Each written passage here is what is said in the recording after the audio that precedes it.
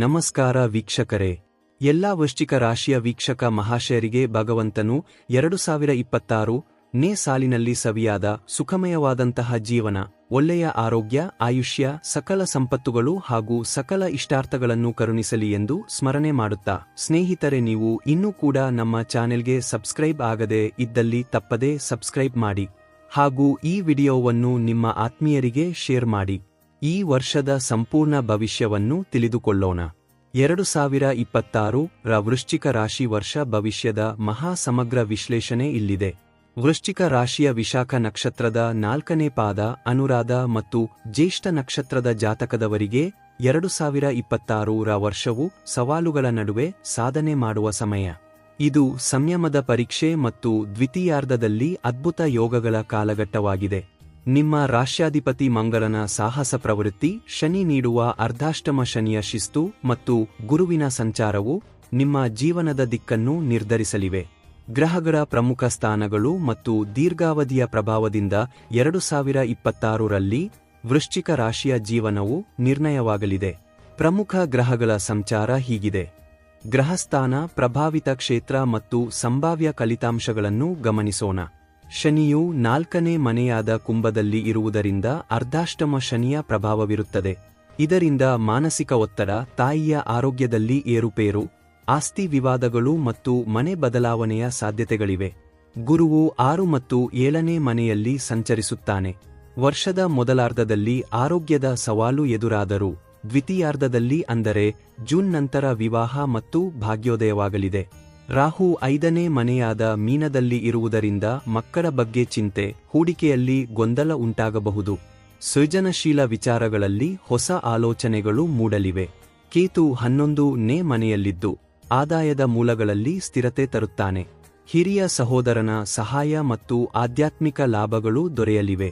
ವೃಶ್ಚಿಕ ರಾಶಿಯವರಿಗೆ ಈ ವರ್ಷ ಅರ್ಧಾಷ್ಟಮ ಶನಿ ಪ್ರಭಾವ ಇರುವುದರಿಂದ ವರ್ಷದ ಆರಂಭದಲ್ಲಿ ಸ್ವಲ್ಪ ಅಡೆತಡೆಗಳು ಇರುತ್ತವೆ. ಆದರೆ ಜೂನ್ ನಂತರ ಗುರುವು ನಿಮ್ಮ ರಾಶಿಯನ್ನು ನೋಡುವುದರಿಂದ ನಿಮ್ಮ ಎಲ್ಲಾ ಕಷ್ಟಗಳು ಕರಗಿ ಸುಖಮಯ ಜೀವನ ಪ್ರಾರಂಭವಾಗುತ್ತದೆ. ಆರ್ಥಿಕತೆ, ವೃತ್ತಿ ಮತ್ತು ವ್ಯವಹಾರದ ದೃಷ್ಟಿಯಿಂದ ನೋಡುವುದಾದರೆ ಈ ವರ್ಷವು ಕಷ್ಟಪಟ್ಟು ಗಳಿಸಿ ಜಾಣ್ಮೆಯಿಂದ ಉಳಿಸುವ ವರ್ಷವಾಗಿದೆ. ವೃತ್ತಿಪರ ಅಭಿವೃದ್ಧಿ ಮತ್ತು ಉದ್ಯೋಗದಲ್ಲಿ ಬದಲಾವಣೆ ಕಂಡುಬರಲಿದೆ. ಶನಿಯು 4ನೇ ಮನೆಯಲ್ಲಿ ಇರುವುದರಿಂದ ಕೆಲಸದ ಸ್ತರದಲ್ಲಿ ಹೆಚ್ಚಿನ ಒತ್ತಡವಿರುತ್ತದೆ. ಕೆಲವೊಮ್ಮೆ ಕೆಲಸ ಬಿಡುವ ಯೋಚನೆ ಬರಬಹುದು, ಆದರೆ ಆತುರ ಬೇಡ. ಜೂನ್ ನಂತರ ಗುರುವಿನ ಬದಲಾವಣೆಯು ನಿಮಗೆ ಉತ್ತಮ ಉದ್ಯೋಗದ ಅವಕಾಶಗಳನ್ನು ತರುತ್ತದೆ. ಸ್ಥಳಾಂತರ ಯೋಗದ ಪ್ರಭಾವದಿಂದ ನಿಮ್ಮ ಉದ್ಯೋಗದ ಕಾರಣಕ್ಕಾಗಿ ನೀವು ಮನೆ ಅಥವಾ ಊರು ಬದಲಾಯಿಸುವ ಸಾಧ್ಯತೆ ಹೆಚ್ಚಿದೆ.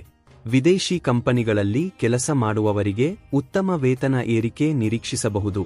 ಸಹೋದ್ಯೋಗಿಗಳ ವರ್ತನೆಯಿಂದ ಮೊದಲಾರ್ಧದಲ್ಲಿ ನಿಮ್ಮ ಶ್ರಮಕ್ಕೆ ಮನ್ನಣೆ ಸಿಗುವುದು ಕಷ್ಟವಾಗಬಹುದು. ಆದರೆ ನಿಮ್ಮ ನಿಷ್ಠೆಯನ್ನು ಬಿಡಬೇಡಿ.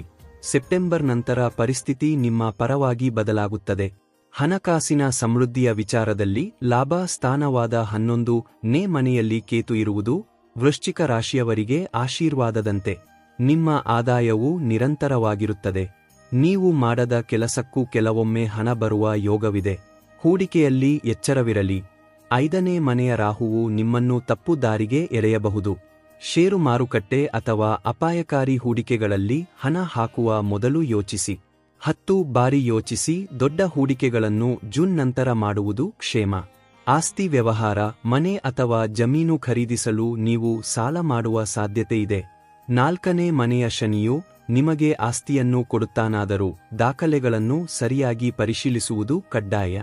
ಪ್ರೀತಿ ಸಂಬಂಧಗಳು ಮತ್ತು ವೈವಾಹಿಕ ಜೀವನದ ವಿಚಾರದಲ್ಲಿ ಈ ವರ್ಷವು ತಾಳ್ಮೆಯೇ ತಾರಕ ಮಂತ್ರ. ಸಂಬಂಧಗಳಲ್ಲಿ ತಾಳ್ಮೆಯಿರಲಿ ಎಂಬುದನ್ನು ಈ ವರ್ಷ ನೆನಪಿಸುತ್ತದೆ.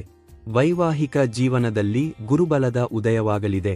ವರ್ಷದ ಮೊದಲ ಭಾಗದಲ್ಲಿ ಸಂಗಾತಿಯೊಂದಿಗೆ ಸಣ್ಣಪುಟ್ಟ ಭಿನ್ನಾಭಿಪ್ರಾಯಗಳು ಇರಬಹುದು.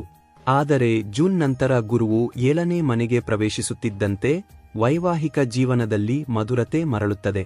ಕೌಟುಂಬಿಕ ಸುಖದ ವಿಚಾರದಲ್ಲಿ ಅರ್ಧಾಷ್ಟಮ ಶನಿಯು ನಿಮ್ಮ ಮನೆಯಲ್ಲಿ ಅಶಾಂತಿ ಸೃಷ್ಟಿಸಲು ಪ್ರಯತ್ನಿಸುತ್ತದೆ. ಕುಟುಂಬದ ಸದಸ್ಯರ ನಡುವೆ ತಪ್ಪು ತಿಳುವಳಿಕೆ ಬರದಂತೆ ನೋಡಿಕೊಳ್ಳಿ. ತಾಯಿಯ ಆರೋಗ್ಯದ ಕಡೆಗೆ ಹೆಚ್ಚಿನ ಗಮನಹರಿಸಿ. ಅವಿವಾಹಿತರಿಗೆ ಜೂನ್ ನಂತರ ಅತ್ಯಂತ ಶುಭಕಾಲವಾಗಿದ್ದು ಯೋಗ್ಯ ಸಂಬಂಧಗಳು ಅನಿರೀಕ್ಷಿತವಾಗಿ ಕುದುರುತ್ತವೆ. ಪ್ರೇಮ ವಿವಾಹಕ್ಕೆ ಮನೆಯವರ ಒಪ್ಪಿಗೆ ಸಿಗಲಿದೆ. ಪ್ರೇಮ ಸಂಬಂಧಗಳಲ್ಲಿ ರಾಹು 5ನೇ ಮನೆಯಲ್ಲಿ ಇರುವುದರಿಂದ ಪ್ರೇಮಿಗಳಲ್ಲಿ ಗೊಂದಲ ಉಂಟಾಗಬಹುದು. ಒಬ್ಬರನ್ನೊಬ್ಬರು ಸಂಶಯದಿಂದ ನೋಡುವುದನ್ನು ನಿಲ್ಲಿಸಿ. ನಿಮ್ಮ ಪ್ರೀತಿಯನ್ನು ಪಾರದರ್ಶಕವಾಗಿ ಇಟ್ಟುಕೊಳ್ಳಿ. ಸಂತಾನ ಭಾಗ್ಯದ ವಿಷಯದಲ್ಲಿ 5ನೇ ಮನೆಯ ರಾಹುವಿನಿಂದ ಮಕ್ಕಳ ಆರೋಗ್ಯದ ಬಗ್ಗೆ ಚಿಂತೆ ಕಾಡಬಹುದು. ಆದರೆ ಜೂನ್ ನಂತರ ಗುರುವಿನ ಶುಭ ದೃಷ್ಟಿಯು ಸಂತಾನ ಹಂಬಲದಲ್ಲಿರುವ ದಂಪತಿಗಳಿಗೆ ಸತ್ಸಂತಾನದ ಭಾಗ್ಯವನ್ನು ಕರುಣಿಸಲಿದೆ.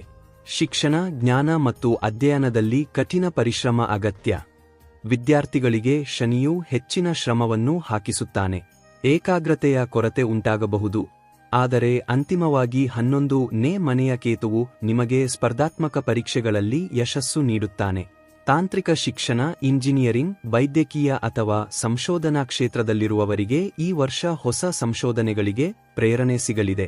ಗುರುವಿನ ಅನುಗ್ರಹದಿಂದ ವಿದೇಶದಲ್ಲಿ ಶಿಕ್ಷಣ ಪಡೆಯುವ ಕನಸು ನನಸಾಗಲಿದೆ. ಆರೋಗ್ಯ ಮತ್ತು ಆಧ್ಯಾತ್ಮಿಕತೆಯ ಬಗ್ಗೆ ನೋಡುವುದಾದರೆ ಆರೋಗ್ಯ ಸ್ಥಿತಿ ಏರುಪೇರಾಗಬಹುದು.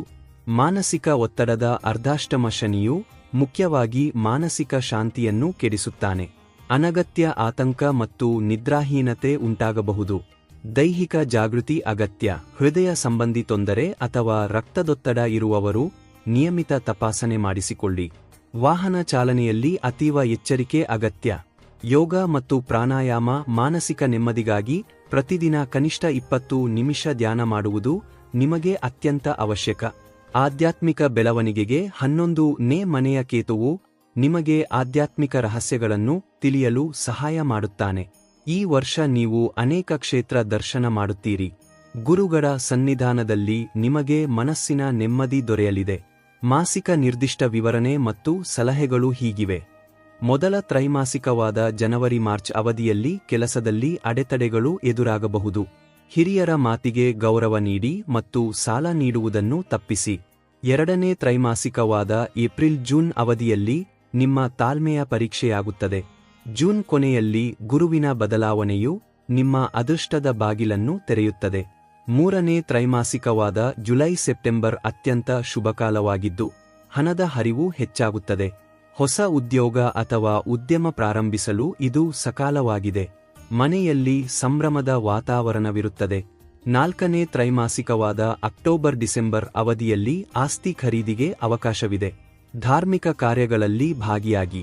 ವರ್ಷದ ಅಂತ್ಯವು ನಿಮಗೆ ತೃಪ್ತಿ ಮತ್ತು ಸಂತೋಷವನ್ನು ನೀಡುತ್ತದೆ.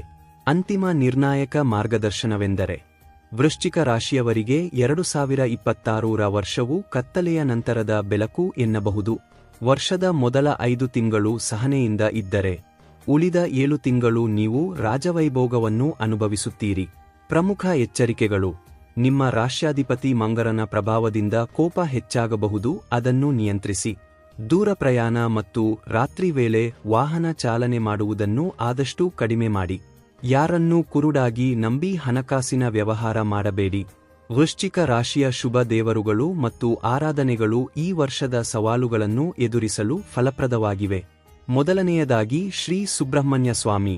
ಈತ ಮಂಗರನ ಅಧಿದೇವತೆಯಾದ್ದರಿಂದ ಕುಜದೋಷ ಅಥವಾ ಆರೋಗ್ಯ ಸಮಸ್ಯೆ ನಿವಾರಣೆಗೆ ಈತನ ಆರಾಧನೆ ಶ್ರೇಷ್ಠ ಪರಿಹಾರವಾಗಿದೆ. ಪ್ರತಿ ಮಂಗಳವಾರ ಸುಬ್ರಹ್ಮಣ್ಯ ಅಷ್ಟೋತ್ತರ ಪಠಿಸಿ ಮತ್ತು ಕುಕ್ಕೆ ಅಥವಾ ಘಾಟಿ ಸುಬ್ರಹ್ಮಣ್ಯ ಕ್ಷೇತ್ರಕ್ಕೆ ಭೇಟಿ ನೀಡಿ. 2ನೇಯದಾಗಿ ಶ್ರೀ ಹನುಮಂತ. ಅರ್ಧಾಷ್ಟಮ ಶನಿಯ ಪ್ರಭಾವವನ್ನು ಕಡಿಮೆ ಮಾಡಲು ಹನುಮಂತನ ಹೊರತು ಬೇರೆ ಮಾರ್ಗವಿಲ್ಲ. ಪರಿಹಾರವಾಗಿ ಪ್ರತಿ ಶನಿವಾರ ಹನುಮಾನ್ ಚಾಲಿಸ ಪಠಿಸಿ ಮತ್ತು ಹನುಮಂತನಿಗೆ ಸಿಂಧೂರ ಅರ್ಚನೆ ಮಾಡಿಸಿ. 3ನೇಯದಾಗಿ ಶ್ರೀ ದಕ್ಷಿಣಾಮೂರ್ತಿ ಅಥವಾ ಸಾಯಿಬಾಬಾ ಆರಾಧನೆ ಮಾಡಿ. ಜೂನ್ ನಂತರದ ಗುರುವಿನ ಶುಭ ಫಲಗಳನ್ನು ದ್ವಿಗುಣಗೊಳಿಸಲು ಗುರು ಆರಾಧನೆ ಅಗತ್ಯ. ಪರಿಹಾರವಾಗಿ ಪ್ರತಿ ಗುರುವಾರ ಗುರು ಚರಿತ್ರೆ ಪಠಿಸಿ ಅಥವಾ ಬಡ ವಿದ್ಯಾರ್ಥಿಗಳಿಗೆ ಲೇಖನ ಸಾಮಗ್ರಿಗಳನ್ನು ದಾನ ಮಾಡಿ. ನಿಮಗೆ ಶುಭ ತಿಂಗಳುಗಳು ಜುಲೈ, ಆಗಸ್ಟ್, ನವೆಂಬರ್ ಮತ್ತು ಡಿಸೆಂಬರ್. ಶುಭ ಬಣ್ಣಗಳು ಕೆಂಪು, ಕೇಸರಿ ಮತ್ತು ಹಳದಿ. ಶುಭ ಸಂಖ್ಯೆಗಳು 1, 3 ಮತ್ತು 9 ಆಗಿವೆ.